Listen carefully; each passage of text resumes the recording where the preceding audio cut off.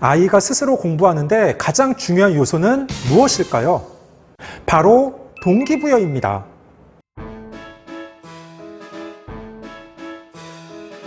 안녕하세요. 반갑습니다. 초등교사 해피 이선생입니다. 오늘은 동기부여에 대한 이야기를 해보겠습니다. 공부뿐 아니라 모든 일에서 동기부여는 상당히 중요한 요소입니다. 어떻게 하면 아이들이 동기부여가 될 수 있는지 구체적인 방법 4가지에 대해서 이야기해 드리겠습니다. 그럼 지금 바로 시작하겠습니다. 출발! 동기부여란 집단이나 개인 혹은 동물에게 어떤 특정한 자극을 주어 목표하는 행동을 불러일으키는 일입니다. 교사들의 임용시험에서는 2차에 수업 실연이 있습니다. 약 10분에서 15분 정도의 시간 동안 실제로 학생들을 가르치는 것처럼 실연하고 평가를 받습니다. 또 어떤 지역에서는 수업 지도안을 작성하기도 합니다. 수업 실연이나 수업 지도안 작성, 그리고 학교 현장에서 아이들을 가르칠 때 가장 고민되고 힘든 부분이 바로 동기유발입니다. 제가 수업 실연 평가 예시표를 잠시 읽어드리겠습니다. 먼저 수업 도입에서는 학습 동기유발, 수업 안내가 적절히 이루어지고 있는가를 평가합니다. 수업 전개에서는 핵심 개념을 체계적으로 제시하는지, 교수학습 전략의 선택과 활용이 적절한지, 발문과 그에 따른 피드백이 적절한지, 상황에 맞는 수업 자료를 활용하는지입니다. 끝으로 수업 정리에서는 수업 정리와 수업 평가를 효과적으로 실시하는지, 차시 예고를 하는지 등입니다. 사실 수업 전개나 수업 정리는 교과서 내용을 보면서 알맞게 해나가면 됩니다. 그런데 항상 고민되고 어려운 부분이 바로 동기유발, 동기부여입니다. 어떻게 아이들에게 낯선 내용을 소개할 때 흥미를 유발시킬 것인지, 재미있게 접근할 수 있는지 늘 고민이고 어렵습니다. 그런데 코로나 상황에서 혼공이 유행하고 결국 공부는 아이들이 스스로 해야 합니다.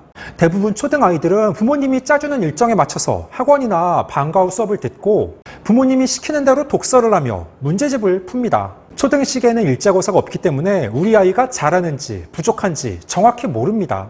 커다란 반발 없이 따라오니까 우리 아이가 잘하고 있을 것이라 짐작할 뿐입니다. 하지만 중학교, 고등학교까지 부모님이 옆에서 계속 공부 스케줄을 짜줄 수는 없습니다. 그런 측면에서 아이가 스스로 공부할 수 있도록 적절한 동기부여를 해주는 것은 너무나 중요합니다. 과연 어떤 방법이 있을까요? 크게 4가지를 이야기하겠습니다. 첫째, 아이가 스스로 할 수 있는 기회주기입니다. 앞서 잠시 이야기한 것처럼 공부는 부모님이 하는 게 아니라 결국 아이가 스스로 해야 합니다. 그러면 아이가 스스로 할 수 있는 기회를 최대한 많이 부여해줘야 합니다. 공부뿐 아니라 일상생활에서도 아이가 다양한 일들에 직접 도전해보고 실제로 스스로 해볼 수 있도록 하는 것입니다. 물론 처음에는 부족하거나 서투를 수 있습니다. 충분히 그럴 수도 있죠. 아이들은 대부분 호기심이 많고 직접 만져보며 해보려고 합니다. 그러면 보통 옆에 있는 부모님들은 말리기 바쁩니다. 안 돼, 위험해. 아니야, 그거 만지면 안 돼. 나중에 청소하거나 정리하는 게 번거로울 수 있고 시간이 오래 걸릴 수도 있지만 아이의 안전과 직결되는 일이 아니라면 최대한 아이가 스스로 할 수 있는 기회를 의식적으로라도 부여해 주셔야 합니다. 그 안에서 분명 시행착오를 겪고 어려울 수 있습니다. 하지만 결국 경험이 쌓이고 극복해 나가는 과정에서 아이들은 조금씩 성장하며 많은 것을 느끼고 배워나갈 수 있습니다. 둘째, 칭찬하고 격려해 주기입니다. 어떤 아이를 보면 유치원 때에는 그러지 않았는데 초등학생 때에는 어떤 행동을 한 후 자꾸 부모님의 눈치를 보는 경우가 있습니다. 학교에서도 마찬가지입니다. 어떤 말을 한 후 선생님의 눈치를 보고 쉬는 시간 놀 때에도 마찬가지입니다. 그러니까 아이 스스로 내가 이 행동을 해도 되나? 이렇게 말해도 혼나지 않을까? 등 자기 검열을 하고 주변 어른의 눈치를 보는 것입니다. 가급적 아이들의 말과 행동에 칭찬과 격려를 해주실 필요가 있습니다. 비판과 질책, 꾸지람보다는 있는 그대로 수용하고 응원해 주시는 것입니다.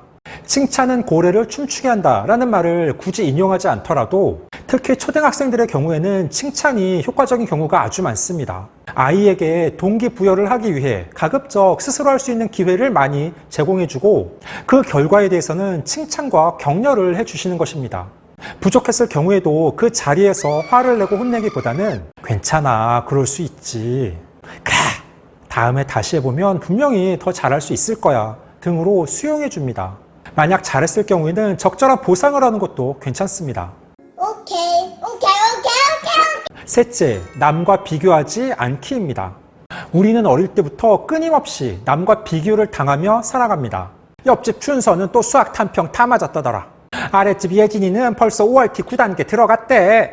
누구도 본인이 못하기를 바라는 사람은 없습니다. 입장 바꿔서 부모님들도 배우자가 다른 사람과 비교하면 기분 나쁘시잖아요. 여보, 옆집 재준이네 엄마는 매일 아침 5첩 반상으로 밥을 차려준다는군. 여보, 아랫집 민정이네 엄마는 그렇게 애교가 많고 퇴근하면 남편 마사지를 해준다지 뭐요. 헛소리 하지마 임마. 이런 말을 들으면 당연히 기분 나쁘죠. 그러면 그 집 가서 살아요. 그 집 남편처럼 돈을 많이 벌어오든가. 이렇게 부부싸움으로 확대될 수도 있습니다. 누구나 남과 비교되기를 원하지 않습니다. 그건 아이들도 마찬가지입니다. 역지사지는 부부뿐 아니라 부모와 자식 간에도 필요한 덕목입니다. 아이에게 동기부여해주는 방법, 마지막 넷째, 부모님이 모델 되어주기입니다. 아이들에게 가장 큰 영향을 미치는 사람은 바로 부모님입니다. 가장 오랜 시간 함께 지냈고 지금도 앞으로도 함께 생활합니다. 당연히 부모님의 말과 행동은 아이들에게 엄청난 영향을 끼칩니다. 부모님이 평소 늘 긍정적이고 적극적인 자세를 보여주셔야 합니다.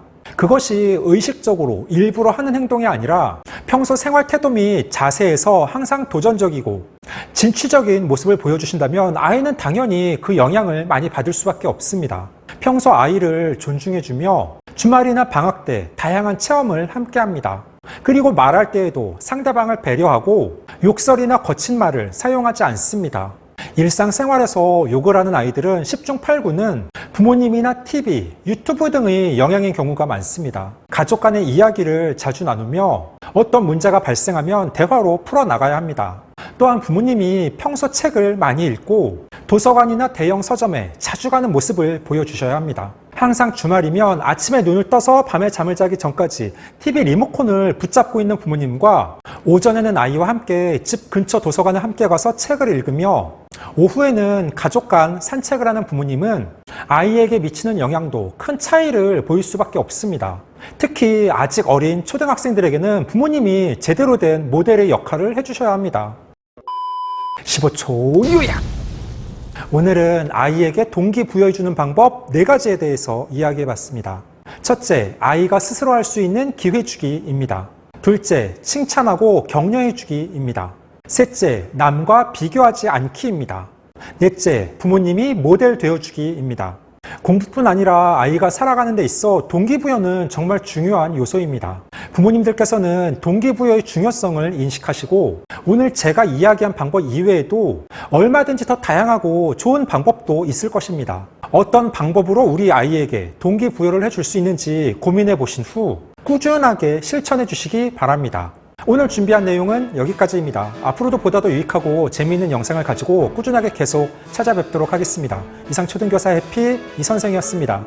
안녕.